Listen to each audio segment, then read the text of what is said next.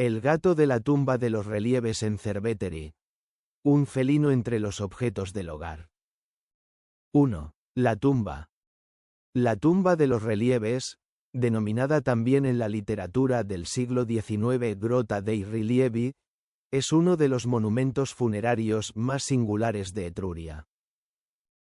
Descubierta en 1847 en la necrópolis de la Banditaccia de Cerveteri, perteneció a la familia Matuna, como atestiguan numerosas inscripciones etruscas que permiten reconocer a sus miembros enterrados. La datación prevalente la sitúa entre finales del siglo IV y comienzos del III a.C. Su excepcionalidad reside en el aparato decorativo. Toda la cámara principal, paredes, pilares y ménsulas, está revestida de relieves en estuco policromo que simulan con extraordinaria fidelidad el interior de una mansión aristocrática. Armas, cascos, escudos, lanzas, jarras, cuerdas, cuchillos, un tablero de juego, un abanico, sandalias colgadas. Cada objeto de la vida cotidiana y militar de la familia está reproducido en relieve, creando un inventario doméstico único en el panorama del arte funerario etrusco. Hoy la tumba es Patrimonio de la Humanidad de la UNESCO dentro de la necrópolis de la Banditaccia y solo puede verse a través de una mampara que garantiza el microclima controlado necesario para la conservación de los relieves. El Parque Arqueológico de Cerveteri y Tarquinia prevé aperturas extraordinarias con acceso directo en número limitado a lo largo del año. 2. El felino y su ubicación. Entre todos los objetos y figuras esculpidos en la cámara principal, uno atrae especialmente la atención de los estudiosos de historia animal. En la base de uno de los dos pilares centrales está esculpido un felino en el acto de estirarse bajo un rollo de cuerda, también representado en relieve de estuco. La ubicación es significativa, no en una posición de relieve visual o simbólico, sino al pie del pilar, discretamente mezclado entre los objetos cotidianos, exactamente donde un gato doméstico se habría encontrado de manera natural en una casa etrusca del siglo IV o III a.C. Su presencia no es decorativa en sentido ornamental, es documental. Como las armas en la pared y las sandalias colgadas del clavo, el gato al pie del pilar pertenece al inventario realista de la vida de la familia Matuna. 3. El animal y la lagartija. Historia de una descripción. La descripción del animal tiene su propia historia filológica. Las fuentes del siglo XIX, y en particular Edward Hamilton en su obra El gato salvaje de Europa de 1896, describían un gato en el acto de jugar con un ratón, imagen doméstica por excelencia, coherente con el uso del gato como cazador de roedores. Esta descripción se mantuvo durante mucho tiempo en la literatura de divulgación. Las investigaciones más precisas, a partir del estudio fundamental de Horst Blank y Giuseppe Proietti sobre la tumba de los relieves de Cerveteri, publicado por De Luca Editore en 1986, y confirmadas por la documentación oficial del Parque Arqueológico de Cerveteri y Tarquinia, han precisado que el animal está en el acto de capturar una lagartija, no un ratón. El sitio oficial del parque describe explícitamente un gato sorprendido en el acto de capturar una lagartija. La diferencia no es irrelevante. La lagartija es una presa más exótica que el ratón y evoca el comportamiento predatorio natural del gato, observado con atención por el comitente de la tumba o por el artista que tradujo su vida en estuco. El reconocimiento del animal como gato doméstico es el prevalente en la literatura especializada actual, aunque no unánime. Algunos estudiosos han considerado la figura demasiado ambigua para un diagnóstico zoológico seguro, Dada la naturaleza del propio medio, el estuco, material plástico que no permite la representación del detalle del pelaje o de la estructura ósea con la precisión de un bronce o de un fresco. La posición prevalente, sin embargo, es la del gato doméstico. El animal está proporcionado como un gato, la postura es la del felino que caza o se estira, y el contexto doméstico en que se inserta refuerza esta lectura. 4. La cuerda, la garduña y la jerarquía de los objetos. La tumba de los relieves no es un inventario casual de objetos. Es un programa visual articulado en niveles jerárquicos distintos, y comprender dónde se sitúa la cuerda y el gato requiere leer ese programa en su conjunto. Las paredes altas de la cámara albergan los emblemas del poder público y militar de la familia: cascos, armaduras, escudos, espadas, grebas, la gloria marcial que había permitido a Caere resistir la expansión griega. En posición destacada aparecen también los atributos del poder magistratual: la silla curul de marfil, los cuernos, el lituus, el bastón curvo de los augures, insignia de la autoridad religiosa y civil. Una caja fuerte cerrada, también en relieve, ha sido interpretada como el contenedor de la res gestae de la familia, el documento escrito de sus hazañas. Todo ello pertenece al registro del status. La familia Matuna se define, en la eternidad, a través de sus armas y sus cargos. Los pilares centrales y su base pertenecen a un registro distinto, el doméstico. En los pilares están representados objetos de uso cotidiano, herramientas para el trabajo en el campo y utensilios de cocina, un jarro para el vino, una tabula lusoria con su bolsa para los dados, una quilix y otros enseres que reflejan la condición económica de la familia. La cuerda esculpida forma parte de este inventario. Junto a ella aparecen tenazas, un cucharón, un jarro, un hacha. Son las herramientas del trabajo cotidiano, la agricultura, la cocina, la artesanía, la dimensión productiva y doméstica de la casa aristocrática. La cuerda, en este contexto, no tiene un significado simbólico específico. Es una herramienta, la más versátil y omnipresente de la vida antigua, presente en cada casa para atar, levantar, arrastrar, unir. Su inclusión en el relieve dice simplemente: aquí vivían personas que trabajaban.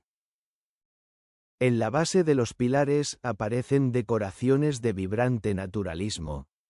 Un ganso de cuello alargado, una garduña, otro ganso que se limpia las plumas con el pico, y el gato que captura una lagartija. El gato no está pues solo.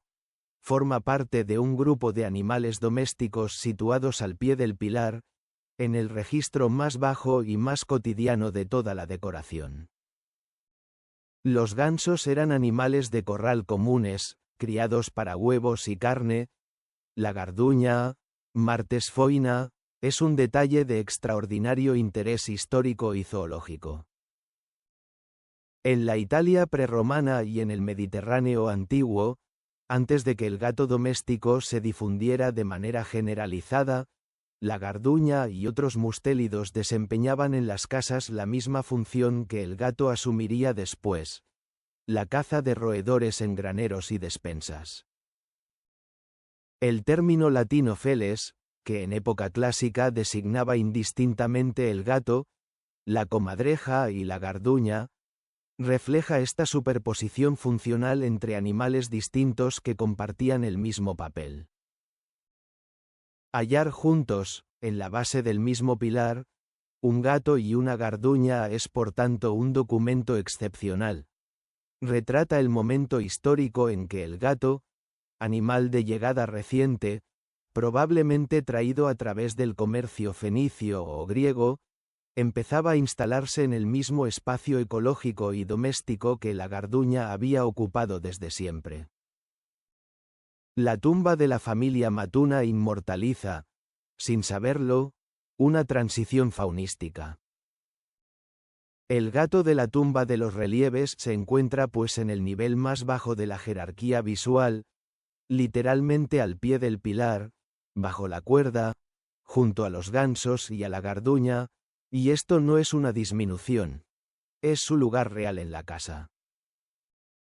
No es un símbolo de poder como el lituus, no es un emblema de gloria como el escudo.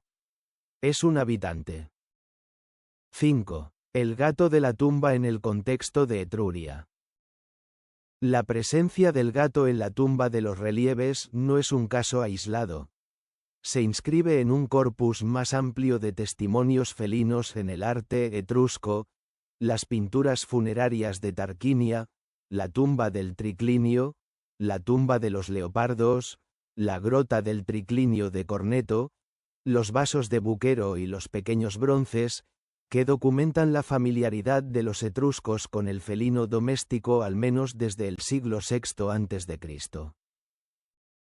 Respecto a ese corpus, el gato de la tumba de los relieves tiene sin embargo una especificidad. No está en una escena de banquete, no está bajo una mesa servida a la espera de restos, no está cazando un ave en contexto convivial. Está simplemente entre las cosas del hogar, en la base de un pilar, junto a una cuerda. Es el gato más cotidiano, el menos escenográfico, el más realista de todos. Y es quizás por eso el más elocuente. Desde el punto de vista de la historia del gato en Italia. La tumba de los relieves constituye una de las pruebas más concretas de la presencia del animal como compañero doméstico en Etruria entre finales del siglo IV y comienzos del III a.C., es decir, unos 2 siglos antes de que la línea genética doméstica dominante se estabilizara en Europa con las rutas comerciales y militares romanas, como ha mostrado el estudio paleogenético de Claudio Ottoni y colaboradores publicado en Science en noviembre de 2025. El gato de la familia Matuna era pues auténtico, doméstico, familiar, pero pertenecía a ese flujo esporádico de llegadas felinas que nunca alcanzó la masa crítica necesaria para dejar rastros genéticos significativos en el acervo europeo moderno. De él quedó la piedra. 6. La lagartija, el gato y el símbolo. Comparación con la iconografía romana. La escena del gato que captura una lagartija no es exclusiva de la tumba de los relieves. Reaparece, con extraordinaria coherencia, en la iconografía romana de 3 o 4 siglos más tarde. El documento más célebre es un mosaico procedente de una villa del Aventino en Roma, conservado hoy en la Centrale Montemartini de los Museos Capitolinos y fechado en el siglo I después de Cristo. En él un gato doméstico de andar sigiloso y cola erguida apunta con precisión a una pequeña lagartija verde que intenta escapar. La composición lo acerca a una gran tigre en el registro inferior, como si el instinto predatorio del pequeño felino doméstico fuera el reflejo en miniatura del de la gran fiera asiática. En el área vesuviana, los mosaicos pavimentales y las naturalezas muertas pompeyanas muestran al gato como predador recurrente de pequeños animales, aves, roedores y reptiles, inscrito en ese repertorio de observación minuciosa de la naturaleza que caracteriza el realismo helenístico romano. El célebre mosaico de la Casa del Fauno, en Nápoles, retrata un gato con una perdiz. Otros ejemplares muestran escenas análogas con lagartijas. En la iconografía romana esta asociación responde a un doble propósito. El primero es naturalista. La representación fiel del comportamiento predatorio del gato, observado cotidianamente en jardines y peristilos donde lagartijas y gatos compartían el mismo espacio. El segundo es simbólico y apotropaico. El gato realza su función primaria en la domus, el control de los pequeños animales que la infestaban. La lagartija, Lacerta, no es sin embargo un animal neutro en el vocabulario figurativo romano. Es un elemento recurrente que lleva consigo la simbología del sol y del verano, pero sobre todo de la regeneración, ya que su capacidad de hacer crecer de nuevo la cola perdida la convertía en símbolo de renovación y de vida que retorna.